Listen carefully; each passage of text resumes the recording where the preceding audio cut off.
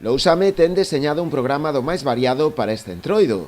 Unha das actividades máis destacadas será o festival, que terá lugar este vindeiro sábado 14 de febreiro, entre as 6 e as 9 da noite, no Polideportivo Municipal da Silva. Ese día actuarán Pacolas e o mago Charlie Brown. Haberá obradoiros e hinchables para os máis pequenos, sen esquecer tampouco a degustación de postres típicos destas datas. Durante toda a tarde, a degustación de orellas, filloas e chocolate con churros. Vamos a ter o noso amigo Rafa, non? Como sempre, que nunca defrauda. E, bueno, para os nenos será gratuito e os adultos que queiran degustar estes produtos, pois, por un módico precio, poden facer durante toda a tarde.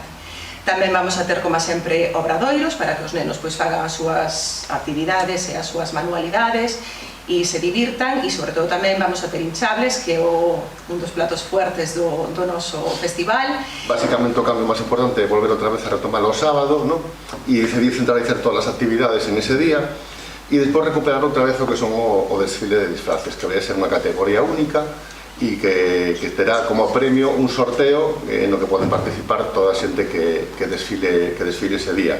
Lembrarvos que, como sempre, tendes que retirar a entrada en bando ticket. Se preguntades quen debe retirar a entrada, todas aquelas persoas que queran participar no festival. A entrada é gratuita e se retirase na plataforma Bando Ticket. Temos dous plazos, un para empadroados desde hoxe hasta o sábado 14 e outro para fora do Concello desde o luns 9 hasta o sábado 14. Dende o Concello animaron a participar e quixeron agradecer tamén o traballo e a colaboración das cociñeiras e do voluntariado local que participan no festival. Creo que é unha xornada para invitar a todos os veciños do Concello e da comarca que queiran asistir, porque creo que vai ser un día para disfrutar en familia, para que disfruten os nenos e poder, digamos, todos pasalo ben, disfrazarnos, comer filloas, sobre todo.